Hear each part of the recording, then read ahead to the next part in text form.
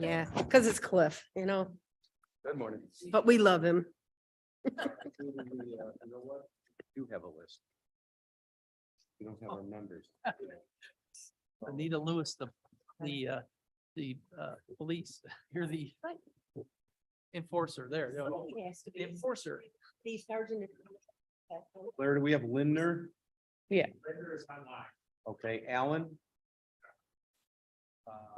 Kenyon is here, Lewis is here, Silva? Yes, online. Okay, and Tarver? No. Okay, so, but we're okay for quorum.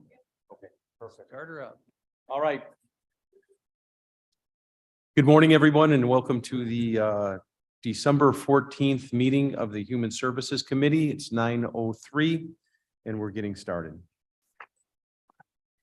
Allen, Kenyon, Lewis, Who is here? Silva, Silva's here. Tarver, Linder, Here. Sturgis. Surges here. We have a quorum.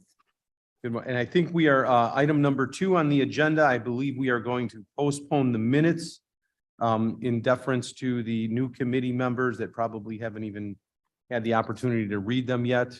Are they available online? No, I'll send them.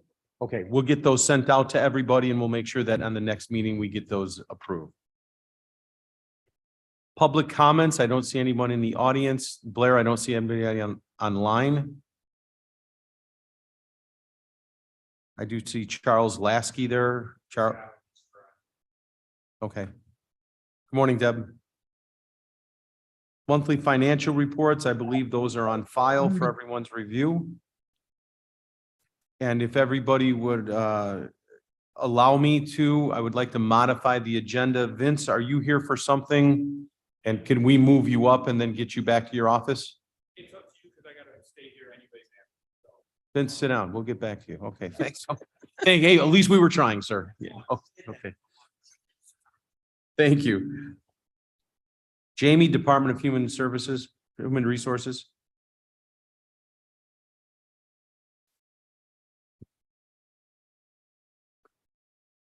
Good morning. Is that working?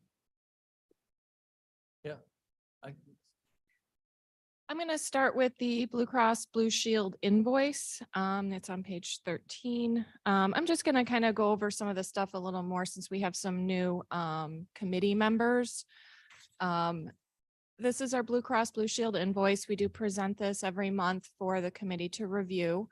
You see the current amount due there in yellow. So this is always for the not the month previous, but 2 months previous based on the way the billing cycle works. So in December, we present October's bill. So this one shows 1.35 million. A range that is normal is anywhere from about 1.2 to 1.6. So it varies from month to month, but we do review each month. For all of you online, can you hear Jamie okay? Yes, Like clearly. this Yeah. mic is not as could be, but yours, hear them okay? I do. Thank you. Perfect. So who knew part of the job was having to wrangle with microphones? Good morning. Mhm. Michael. We can see her, so. To get back on, our normal bill back runs on, between yes. 1.2 million to 1.4 million monthly. 1.6 probably is 1.6, okay. it's fairly, yes, it's fairly normal. But we do review them in detail every month and properly apply that balance to the different parts of the health insurance account. So to the next slide, the next page, we also present our numbers for the Blue Cross and MERP enrollees. So this report will show how many people we have in each of the categories. Jamie, wait one slide, let it. And could you explain to the new members of the committee what MERP is and what it represents? Yeah, MERP is the Medical Expense Reimbursement Program. So Kane County employees who are eligible for benefits but choose to waive their health coverage can instead enroll in MERP if they are participating in a qualified plan.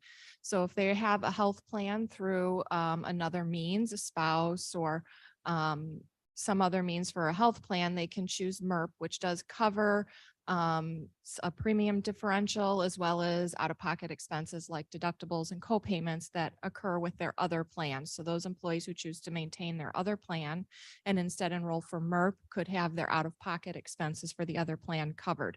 There are some limitations on that. They have to be certain types of plans. And so that is something we do have to review with each employee before they enroll, but it's an option if waiving the county's health plan. So a practical example, we pick up a new staff person, but that maybe that employee gets health benefits from their spouse. However, not everything is covered within there. It's of benefit to us to offer some supplementary program such as this, rather than accept the spouse here. Is that the gist of it? Right. So if they're covered under, say, their spouse's plan, the potential cost to the county, if they were to enroll in the county's self-insured plan, could include, risk of, since we pay actual claims by going on MERP, that is a reimbursement plan. So they're only paying the, up to the out-of-pocket max for that employee. It's a great program. And right now on screen, you'll see that there's 69 of our 1,300-ish employees. There's 69 of them taking advantage of this. This is probably an all-time high that I'm aware of. Usually that's around 50, 55. Is that reasonable? It's been right around 50 to 60 for a long time. And so we're actually up by probably an average of 10 people this month. So we've had some new enrollees to MERP. So that's good. Thank you so much. Does anybody have any questions on that? I don't want to glaze over this, and I think it'll take a couple months for the new people to understand it all. It's complicated, but I just want to give a background or a baseline today, so that as you start hearing these acronyms, you understand what they might be. Anita, question? Yeah, no, I just want to make a comment. Bill Leonard would always say that MERP saves us about $1 million a month. I don't know where a year, I'm sorry, not a month, a year. I can certainly look at numbers to look and see what that amount is. I think it's substantial, so. It's a great program. I mean, this. No, it is a truly- great program. Whoever came up with this back whenever it was introduced, this is truly, a wonderful for both the employee, beneficial also for the county. So thank you, Jamie. The next report is our Assured Partners report. So this kind of breaks down where we're at as far as premiums collected from employees versus actual costs, and reflects the number in the box in the upper left corner reflects how much money went to or against reserves. So when we set our premiums each summer that we're going to actually charge to employees, we base that on projections that our broker helps us make on what we expect to cost, we expect to spend in actual claims and administrative costs the next year, and the number of headcount we expect to have. So based on those projections, we determine an amount that would be a premium amount. That is just an estimate. So actual cost of claims is going to vary. So if you look at this first slide, this is 2020. So we put $537,000 towards reserves in 2020. If you want to go to the next slide. In 2021, we did have some health insurance costs spike heavily due to COVID and some of the impacts of COVID. We had a number of COVID hospitalizations, as well as paying for testing and numerous other, events going on because of that. We had plenty of reserves. So while that number looks a little scary, understand that we had significant reserve balances to cover that. And actually for next year, we have a planned to take some money out of reserve to reach that proper reserve balance that our broker has helped us determine is our goal. And we're a little above that right now. So we're actually. If I can, planning and to again, take a Jamie, I'm little going to keep interjecting and I don't mean to cut you off, but so the new members understand, and Dr. Silva, you might have a deeper knowledge base on this, but when we jumped from the cooperative to obtaining coverage on our own, direct to the carrier, we had to set a savings goal of what was appropriate to put in reserves. We set that goal at $9 million and aggressively went after building that. Well, we didn't quite hit it, but we were well on our way and we were awfully darn close before actuarial type people came back and said, we don't think 9 million is appropriate. That's way too tall. You might be charging rates that are too expensive. We're going to ask you to back that $9 million figure down. This way you can lower the rates. We went to an ad hoc committee, if you will, of professionals that all came back and agreed that this was the appropriate action to take. And Jamie, what did we lower that figure to? I'm gonna say it's approximately 5.5. 5.5? Mhm. Okay. Okay, and that's an ebb and flow figure. So on any given year, that may draw down to 2 million. On any given year, that may, rise to 6 million. But the goal has been to reduce that from the $9 million objective to a $5 million objective, which we have already achieved successfully. Is that fair to say? Yes, we've achieved it and we have a little bit above that in reserve. So that is why this year we are planning to take a few $100,000 out of reserve so that it would be at exactly that amount. Okay, and just so everybody understands, and again, you'll be indoctrinated into this little by little.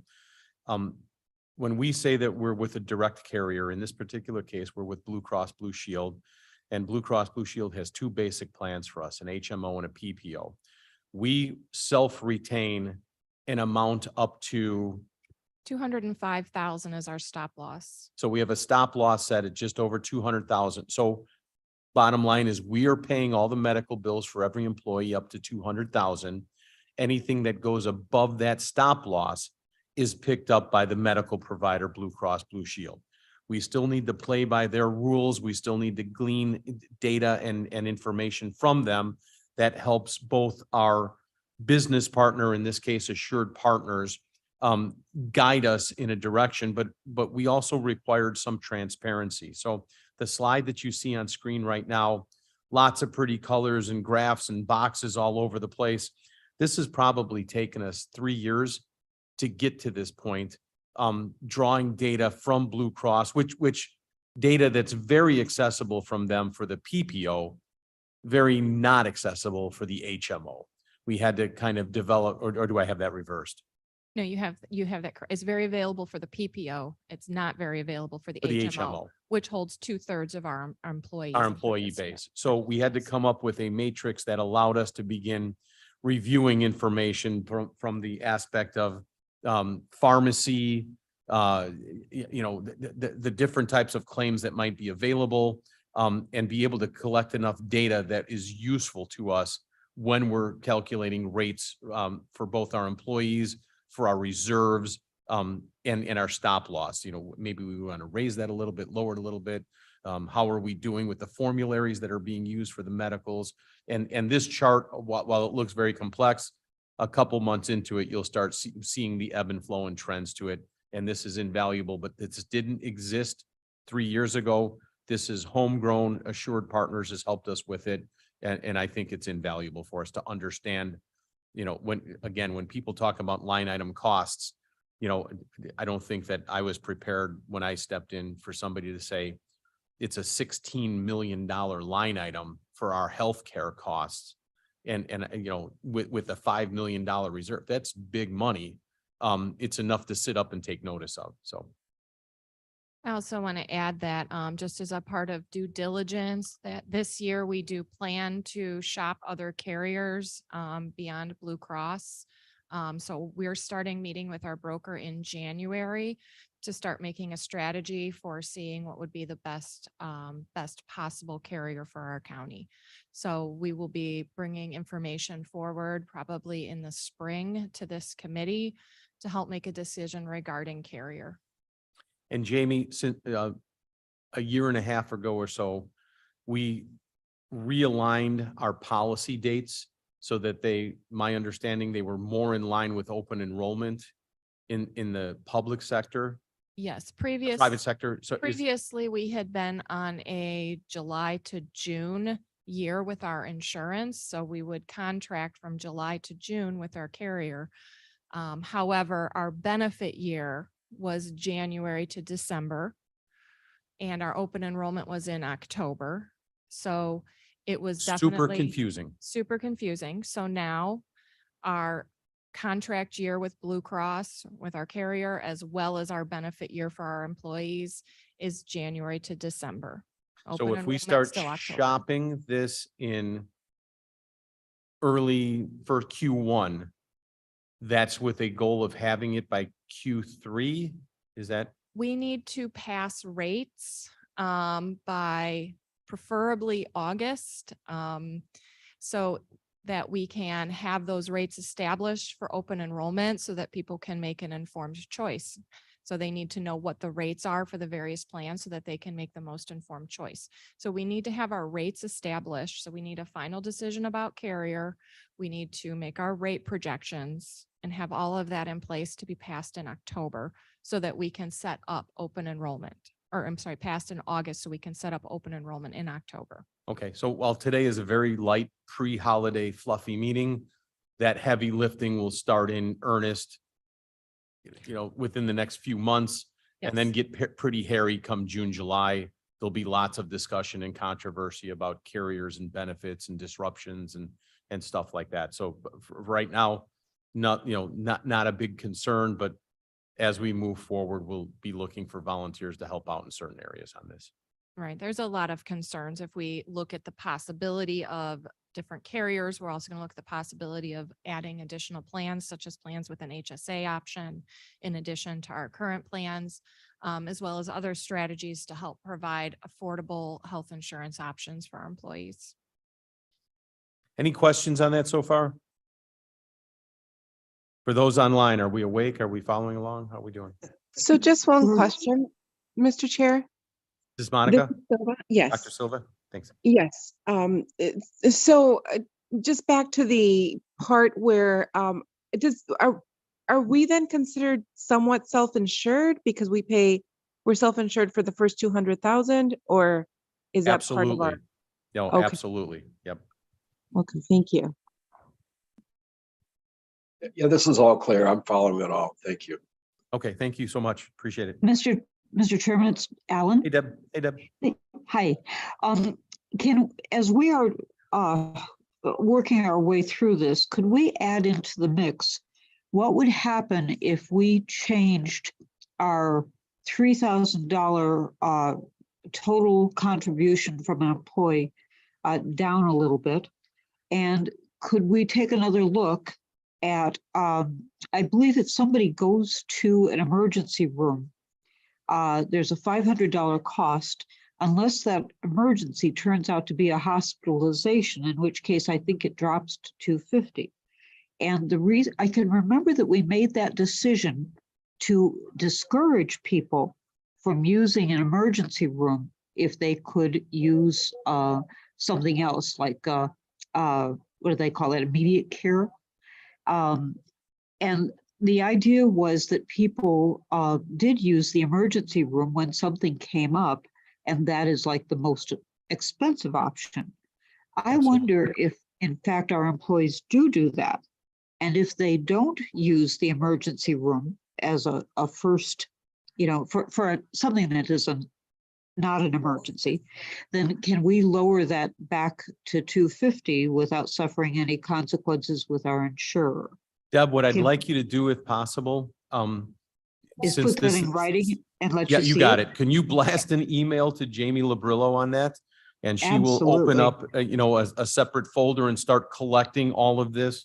And I'll send that same message out to all 24 board members that if you have a concern and department heads, if there's a concern, let's start collecting that data so that, February, March, whenever we start looking at this, we have all that available.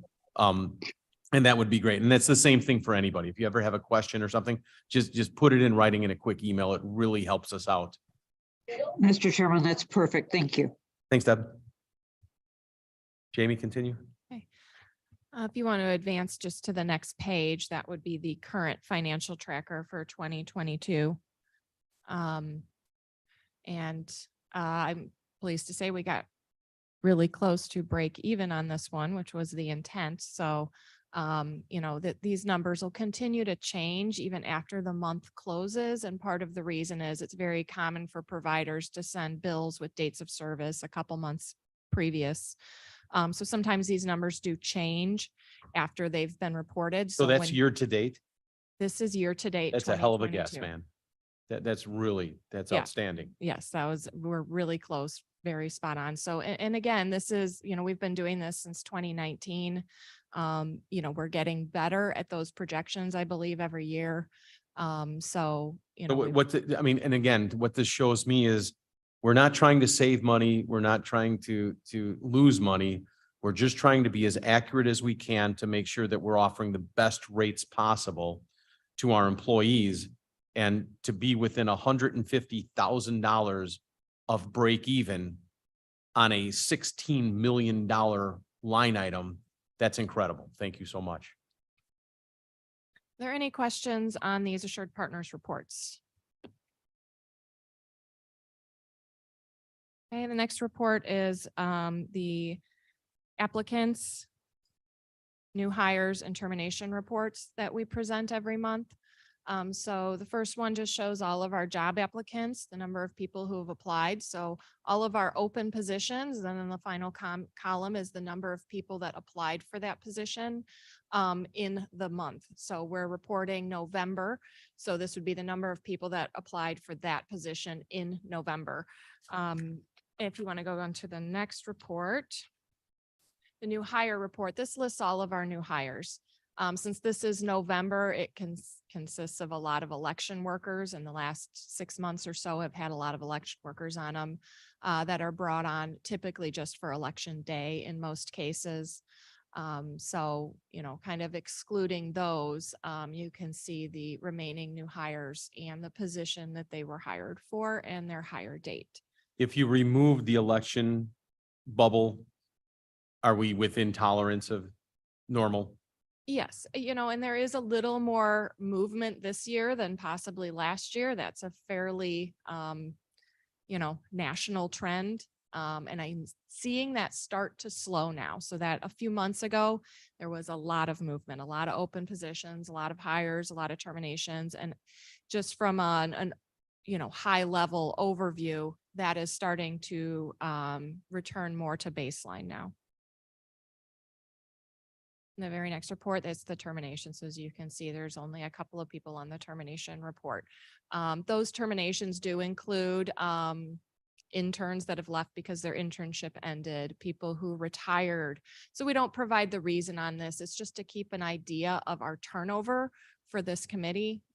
So those And- are 4 people in a month is nice and low. For those new to the committee, termination is such, I hate that word. You know what I mean? It just means we've separated ways. It could be a retirement. It could be, you know, somebody fell ill. It's, you know, it could be they were dismissed. Termination just means it's separate. We've separated ways. Simply an end of employment. It Would be does very not positive. provide a reason. Periodically, when I have a large amount of data, I will present one that has no names, but gives you the breakdown of retirements versus resignations versus terminations, what we call the non-voluntary termination. So either because their internship ended or we chose to separate employment. Also, for those new to the committee, we, you know, while this is the Human Services Committee, we very much keep confidentiality at the forefront. So we try and scrub as much as we can. You know, it's important for us to know that there were terminations and the trends of those terminations. It's not up to us to get into the weeds. Is that fair to say, Jamie? Yeah, from a committee standpoint, we're looking at it for high level. We're looking for trends that may be sign of an issue or something of that nature. Not looking at the causes of individual circumstances. So when we look at trends, we would remove the names and show only those trends. And just an example on those, on this for the newly elected, there was some conversations during the election cycle that Kane County loses a lot of employees because we don't pay as well as other counties. And we spent a great amount of time and resources trying to ascertain if that was true or false. And I think the results of our studies was yes to both. While we did find a band of employees that were grossly underpaid and needing some equity adjustments, we found others that were, really nicely compensated and so we took the adjustments and for this, we did come up with a multi-year platform to say, we probably need X amount to move the needle and correct whatever trends were being perceived.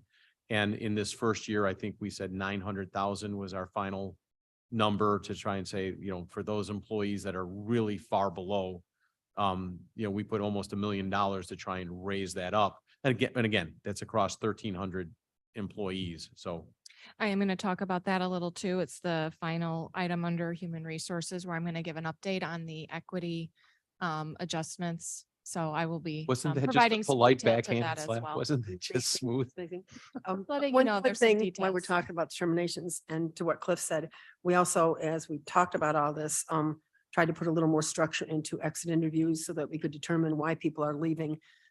So we could eventually start to get better data on it. To give you an update on that, I did begin an exit interview process that started December 1st. So as soon as I have sufficient data to present, I will start presenting information from that. Since we started it, and it's only been a short time, we've conducted one in-person exit interview at the request of the employee, as well as received 4 responses to our survey. Thank you.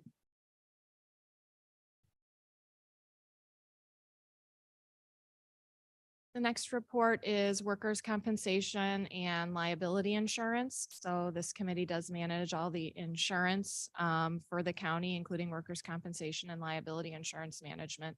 So we have a series of reports here. One thing I was going to suggest to the committee is the possibility of having CCMSI. They are our workers' compensation and liability insurance third-party administrator. Come and make a presentation to the committee, present the details of these reports and talk about trends and answer any questions that anyone may have.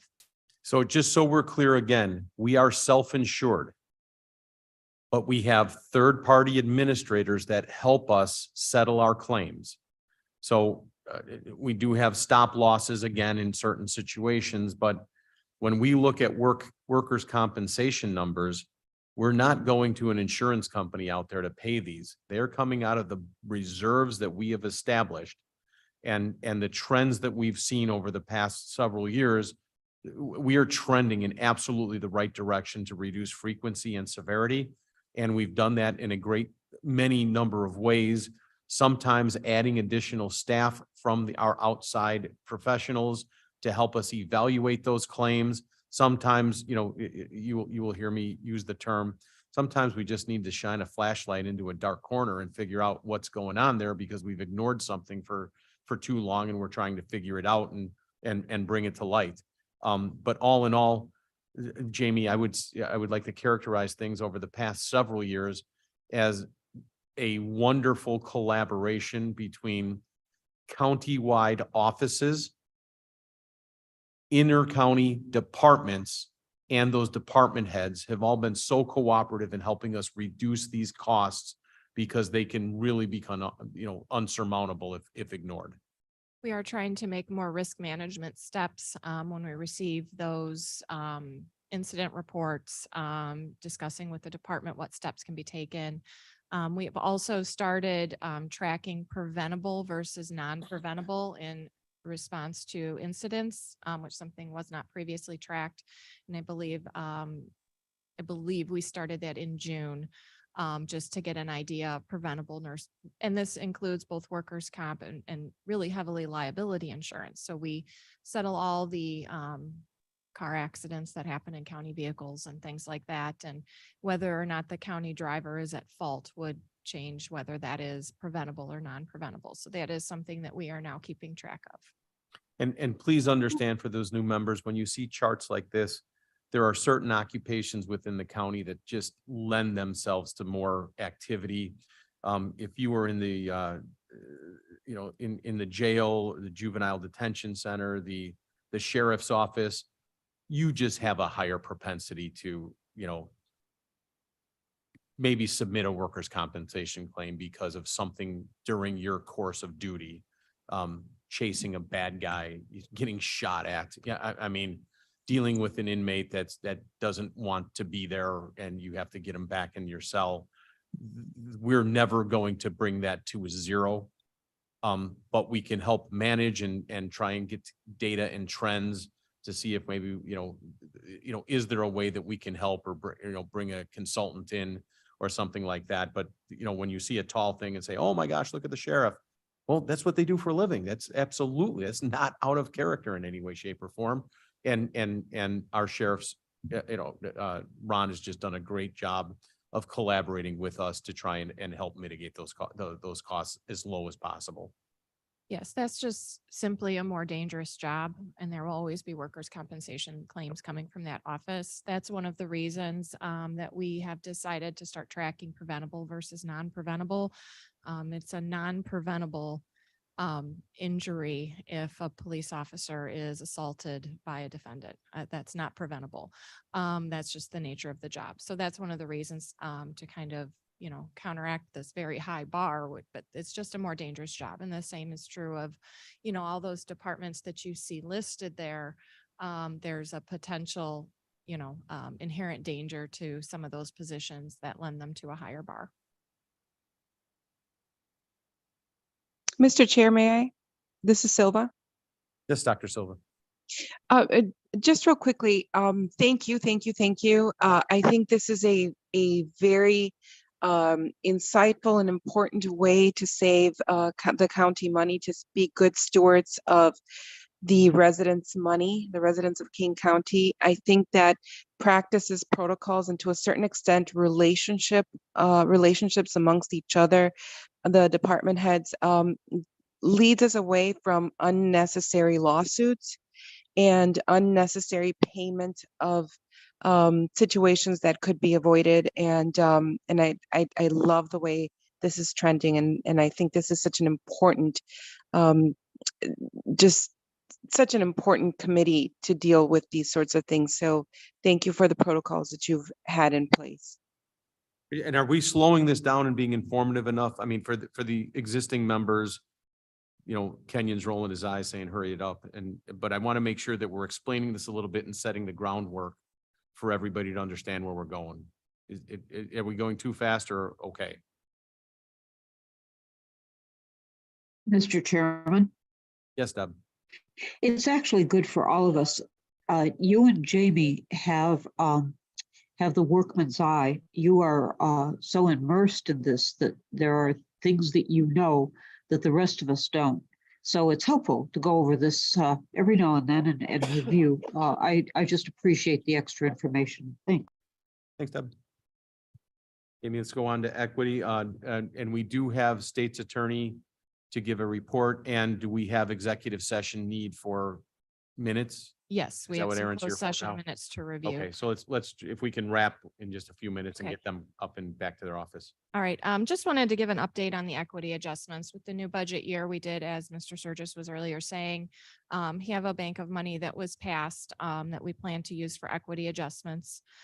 We are working right now in our department at setting a schedule to sit down with each department head or office holder and their assigned staff to review all of the job descriptions, make sure they're current and accurate, and make the needed comparisons to help establish appropriate salary amounts for each position.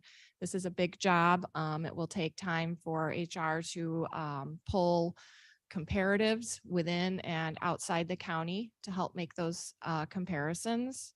And then to sit down with each department, make sure we're all on the same page and in agreement on how those jobs are categorized, and then build an actual scale and range. So we're hoping to have all of our initial meetings with the departments. Some of the larger departments may take more than one, and we're just going to kind of have to work through it as we go, since this isn't a process we've done before. But we are expecting to complete those initial meetings and have a rough draft in approximately early February, if we begin next week with those meetings. So we do have 30 county departments. So, please bear with us as we meet with everybody and develop one solid plan. This is a review of non-union positions. Union position salary ranges and amounts are set by the controlling collective bargaining agreement. So this is only looking at our non-union positions. Jamie, is it non-union position? Is it non-union positions within the countywide elected offices and the county controlled departments? It is. We are including the elected offices except for the two that have chosen not to participate, and that Okay. would be the recorder and the regional office of education. So those elected officials have declined to participate, so we will be excluding those two offices, but the remaining elected offices will be included. Okay, and how many employees? Just give us a range of non-union, total non-union employees within that sphere. It's about half of our staff. I know there is 600? approximately about 600 to 650. It is about 500 unique job descriptions. So Okay. there are some cases where, there's, multiple people that fit into a single job description in some departments, but that's not the So norm. the goal isn't to say, hi, Bill, you're paid low, here's a big fat raise, have a great day. It's more along the lines of saying, Bill serves in this capacity and this capacity isn't even across our peer groups. So we need to raise that. Is that, Yes, the goal of this is internal equity. So this is not an effort to reach external equity, to Okay, pay the thank you. same as a neighboring county, or to pay the same as private industry. This is our first step, is to reach internal equity and have a scale to work from. The county board can then on an annual basis review external equity much easier. so Because- internal equity, I'm so sorry, internal equity, meaning if you're a Meaning- level one accountant in this department and you get paid X, then all level one accounting people should be paid X. Is that kind of, Yes, best practice would indicate that within the county, all employees that are similarly situated receive the same pay for equal work, regardless of which department they're in. And right now, each department sets their wages independently, and there is no solid countywide reference point for them to use. They don't have that reference point. So we need to establish a reference point to ensure that we have internal equity, meaning that employees across departments that are doing similar work or similar difficulty, similar responsibility levels. It's not just the work, but rather a number of factors that are considered, including education required, and things like that, as well as level of experience, but that similar work receives similar pay across the county. So we need to get this in place first, and then we can review external equity at whatever level the board sees fit, and then we can adjust all departments.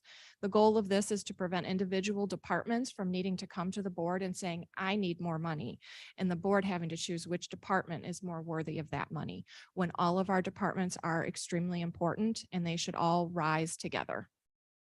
does everybody understand that? I don't mean to, put on my Columbo hat and ask questions that everybody knows the answers to, but I want to make sure that it's perfectly clear that we're not trying to incentivize any one individual, that we're looking at this, there's a parity across the organization, that we're just trying to make sure that that balance is there. And I think we've indicated that or identified that it's not there at this time in certain areas, and we need to get it there. Any questions on that at all? Mr. Chairman, this is Alan. Hey, Deb. I just want to say that this is something that was being talked about when I first joined the board. That was 20 years ago. So having gotten it to where we actually have goals in sight is just amazing and remarkable, and thank you. Debbie, thank you so much. I'm just amazed that the internet is actually still here and it's like a thing, so.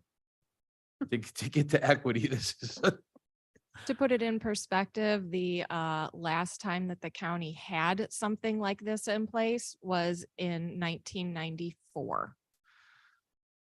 and Jamie, thank you for you and your entire team for the hard work and heavy lifting on this. For the new people, this was presented almost a year and a half ago. And the studies, the cost to do studies on this were, outrageous, $180,000, $300,000. We did this in time, under budget, and in-house for less than 30 grand. Yes, we really That- haven't had any expenses that we will be using some software that'll cost some money. We were well under the 30 grand mark. So, and that was budgeted. It's in the budget to be added in. So, that's the only thing we're really handling this in-house. So, you know. Jamie, take the attaboy on this one. Congratulations. Thank you for Done the yet. heavy lifting. We did Well- not go well- outside. It was you and your team. We appreciate you and thank you. So, That ends my report. If there are any questions, I'd be happy to answer. any questions for Jamie before she I have a leaves? question. Anita? And you won't know the answer to this, but, and I know it's confidential, but how many of our employees take advantage of our EAP program? So we do not receive any information from our Okay. EAP provider. So we pay EAP means, the employee assistance plan. So we do have an employee assistance plan that is free to all of our employees.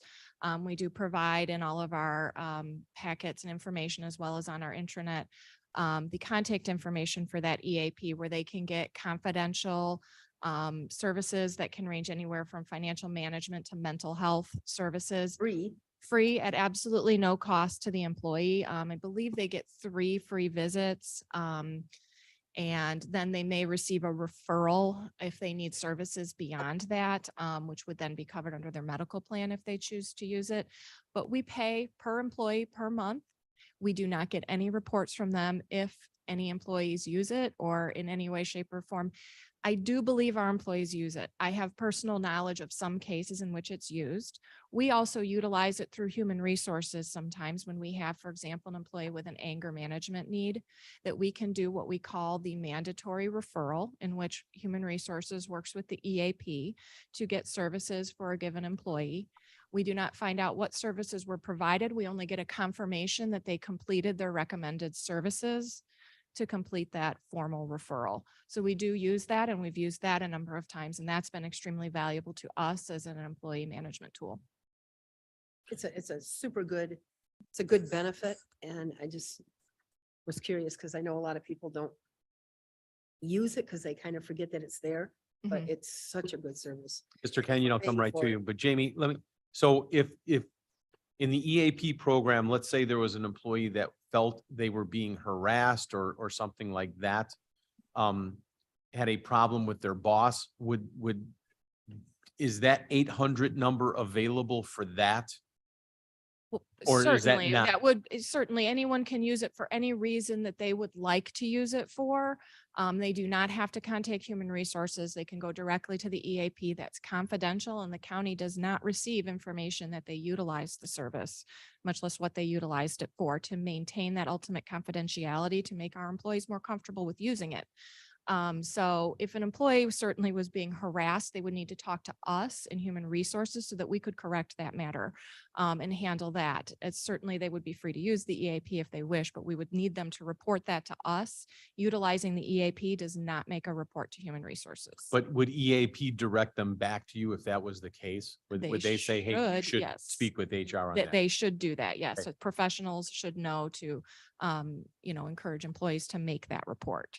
Thank you. But they would not make that report on their behalf. Right. But what EAP is extremely valuable for is things like, if you need to get elder care for your parent, you can go and they'll help you, refer you through that. If you need to make a will, if you need, services that are kind of one-off, they're really good at those kind of referrals. Mental health referrals. It's a really super place if you have, if your friend died in a car accident and you just need somebody to talk to, they'll refer you and you'll get 3 visits with, our counselors. And so those it's just such a really, really important program.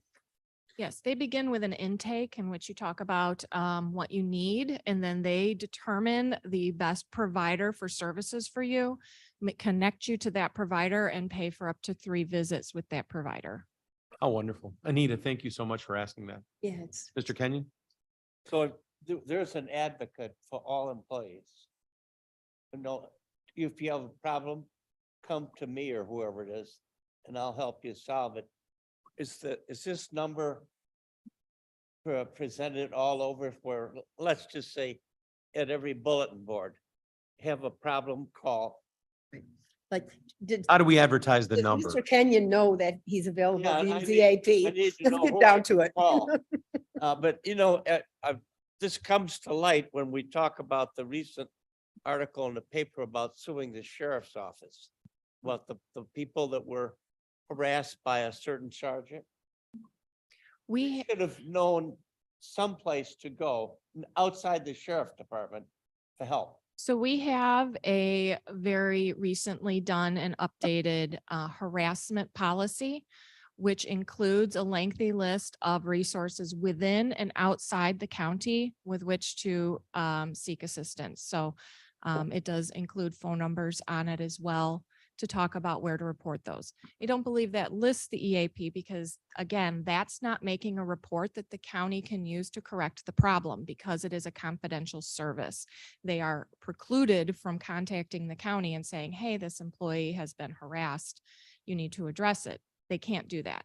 But there is a list of people they can contact, including human resources and the county board office, and different places they can go, the ethics advisor. Where do they find that list? I think he's. That is in the employee handbook. It Oh, was good. sent out to all the That's- employees when it was sent out The email, Bottom of the phone book. sent I'm out. just saying it's gotta be, let me say, in the bathrooms, or if you have a problem, call. We can certainly make a I'm one just trying to pager that we think. add to bulletin boards along with our labor You posters. can't say it enough so that people say, hey, I got a problem. Who do I call? And there's all the required employment postings that we do provide for each department to put on their bulletin board, which includes, different kinds of state provided, phone numbers and things like that. But we certainly could put together a one-page, piece that we add to the employment posters that's county specific. I think it's great. Yeah, And and I think maybe putting it on the website, like, like on the front page of our human resources website or even. It's on our human resources Okay. page, so it's Okay. in there, so we have. Because I think most of us look to that more because our departments are so spread out. They had a lot of Mhm. people. Yeah, great ideas. Okay, if we can move on from here, Jamie, are you okay? Yeah, I'm good unless there are other questions. Mr. Chair, I have one question. It comes. Hi, Michelle. Hi, Oh, I really see your quick, hand up on the thing. I'm sorry. because you're not paying attention to me. I know. Um, quick note on that, the employee assistance program. I don't know if it's still the case, but I know at one time they provided like a starter kit with posters that were available to all employers. I think they called it like an editable poster thing, and they would give every agency or whoever was utilizing EAP that tool so that we could create those posters. I don't know if that's still available, but just throwing that out there. We do Thank you so have much, a letter-sized page that we put in all of our benefits information for employees and we review in orientation.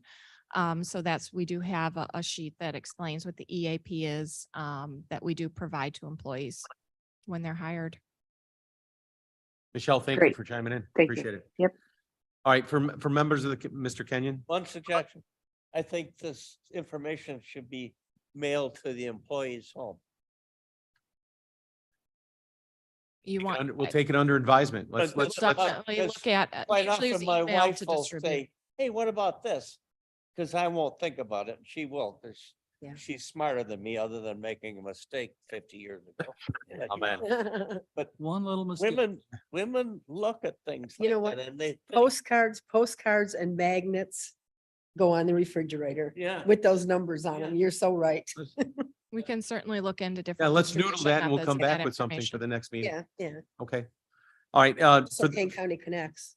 for those newer members to the committee, you've heard me say this before, it is what we do isn't always sexy, but what we do here is so critically important. Oh, it's extremely sexy. No, we dive into employee manuals and stuff like that. One of those that we've been dealing with at the request of several people, but spearheaded by Dr. Iqbal, was some of the ethics in the Kane County Code. Vince from the State's Attorney's Office has been working with Dr. Iqbal. Mo is no longer a member of this committee. As of yesterday, this is new information. Vince, with your permission, I would love to reach out to Mo and say, even though you're not a member of the committee, would you mind still shepherding this through with Vince if that's within my, That's fine with me. However, the committee wants to handle it. yeah, Mo was pretty passionate. He was reelected. We should stay on this and I want to give him that first opportunity, if that's okay. Great, yes. So bring us up to speed quickly on what you need so Aaron has some time. And then Yep. are you asking for a resolution vote today to move this forward? This would be a resolution. However, I know there's new members, so if you want to wait till next committee, however you want to handle it, but there is a resolution. Okay, and for those new members, something that's birthed in committee, then typically goes to finance and then goes to exec and then goes to the board before it's ever voted on. That could be, as quickly as a few weeks, if your timing's right, it could be a month and a half. So just because we move something from this committee, there is still opportunities in other committees, add to it, change it. So sometimes we'll move something here knowing that we need to change a word or something. We'll catch it on the next draft. But the intent is this solid? Is this what we intended? What problem were we trying to solve with this or cure? And should we move it forward? Vince, take it from there. All right, so just some quick background. We have been going through the ethics ordinance to try to freshen it up and get it up to speed with the current statutes. Vince, go into your mic further. Oh, I'm sorry. Can you hear me now? There you go. Okay. So we've been going through the ethics ordinance. It was the will of this committee to go through it piece by piece. This part deals with the political contributions. Piece by piece, because it's an elephant and you need to eat it one bite at a time. It's too big and too complex to take it on its entirety. So we've tried to break it into components and every couple months we update another piece. Is that fair? That is fair. Okay. Yes. And the one component that is up for resolution today is the one dealing with political contributions. This currently the ethics ordinance, political contributions is inconsistent with the election code, political limitations on campaign contributions. So this language would be amended to be consistent with what's actually allowed by the state statute in the election code. So this So one kind of housekeeping to mirror the county with the state. yes, that's exactly it. So this one is relatively straightforward and simple, but if there are any questions, I'm happy to answer. And for those of you that this might be your first vote, somebody would motion to move something to the floor. It requires a second. Upon that second, we could have discussion on it and then take action to either move it forward, defeat it, or send it back for additional adjustments. So with that, could I get a motion? Mr. Kenyon moves. Kenyon would move. Alan, second. Lewis seconds. That brings it up for discussion. Is there any conversation on this before we move it upstream? Can you remind, this is Alan, sorry. Can you tell us the dollar amounts involved or the gifts involved? You know what, Deb, I don't believe that we've given any. We've just said we want it aligned with the states. Correct. It's just would align with whatever's in the state statute. There's a whole bunch of different amounts in the state statute. So if there's specifics, I'm happy to do that. We just don't want to trip over, have a county level person trip over something because it's not in lockstep with a state level. Is it, Vince, am I? That is correct. My review of the statute doesn't authorize the county to be different. So we would need to be consistent with what the state contribution. Deb, does that, I mean, it doesn't. That's fine. Is that okay? Yeah. Mike, did you have a question? Back in history. How when far we- back you going? Yeah, history when we tried to redo this, and I think John Barsani was the state's attorney then. Okay. And then when you reference the state, it's like referencing nothing. It's an empty thing because they make their own rules, which is easy to live by. And so, I mean, we might make ours a little more stringent. Just a suggestion, but maybe you can't. Correct. In this situation, we wouldn't be able to be more restrictive because the state statute doesn't allow us to. There are certain other cases or statutes that do allow the county to make it more restrictive, but in this case, I would note that DuPage went through this exercise multiple years ago, and they had different amounts, and they had to go also along with the state statute. And I'm happy to pass out the state statute to. You're just keeping us out of trouble saying, hey, we don't really have a choice. We're supposed to be in compliance and we're not in compliance. Maybe you could make available the statutes that that the state provides. Yes, I can email those out. That's not a problem. Yeah, if you would email that out to everybody, that would Yes. be, or get it to Jamie to email out Sure. to the committee, that'd be wonderful. Not a problem. If there's no other questions, could we call roll, please? Kenyon, Yes, Lewis. Silva, Yes. I'm sorry, Allen, Silva, yes. Allen, I. Linder, Linder, yes. Sturgis. Sturgis, yes. Passes. For those of you on your first vote in committee, congratulations. All right, now the extremely sexy part.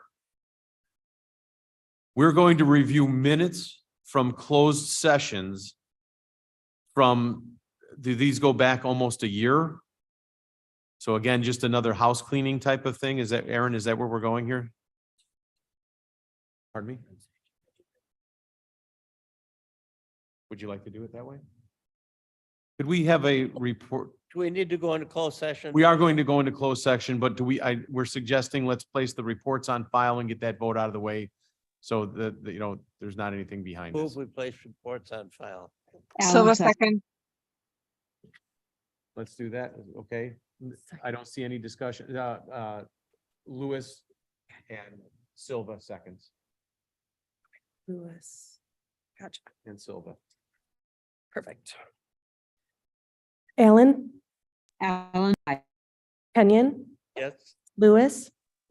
Silva, Silva, yes. Linder, Linder, yes. Sturgis. Sturgis, yes. Passes. And again, new to committee, we'll slow this down just a little bit just to make sure, you know, they have to keep notes for the software package, who raised the question, who seconded the motion. You know, this way, this is all recorded for posterity's sake. And keeps us legal and in line. So sometimes you'll see us slow down just for a second, just to make sure our recordings are there and that we're staying within the guidelines.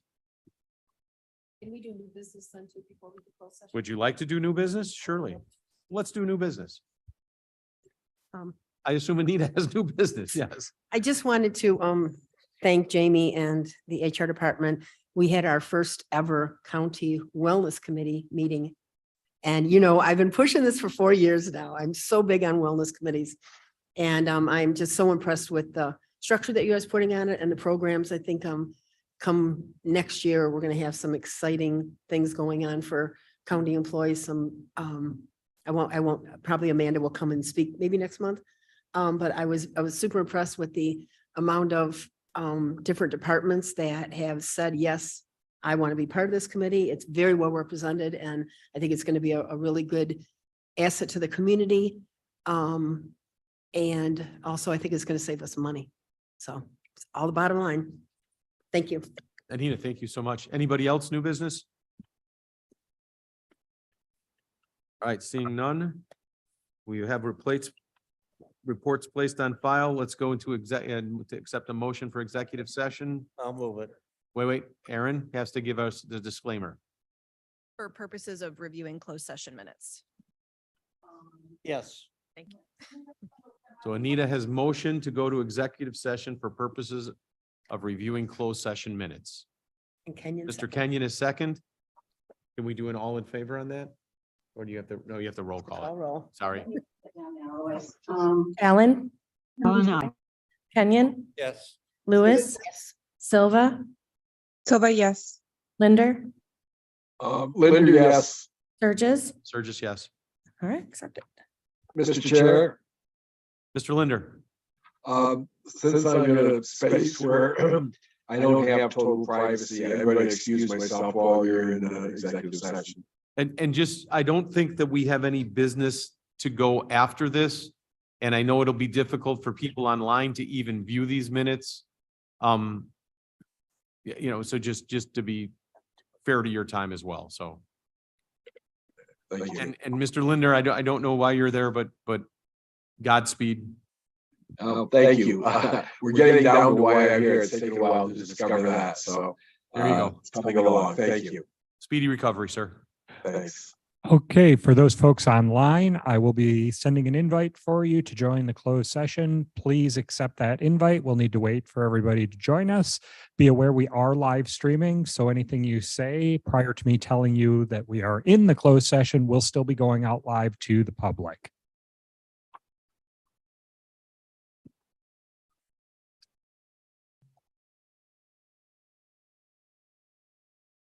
I'll stop up afterwards. Is that okay? Wait, if we have to sit through this, you should have to sit through this too. Status. Okay, we're still waiting for a couple of folks to accept the invite.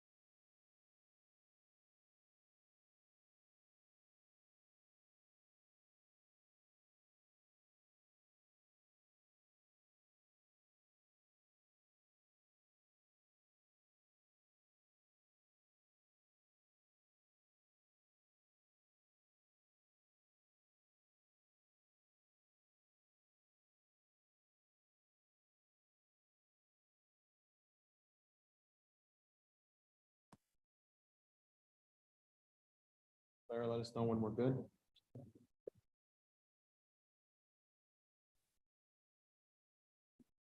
Just waiting for you too, so it'll be a moment. I want to thank you for all this. Now I'll have something to do. There you go. For election time. To read all Well, this. you're welcome. Always here to serve. Okay, you are in open session. Allen, Alan, Kenyon, Yes, here. Lewis, Who's here? Silva, Silva is here. Carver, Linder, Surges. Burgess here. Accept a motion to place the executive session minutes. Is that the way we phrase this? Aaron, help us out.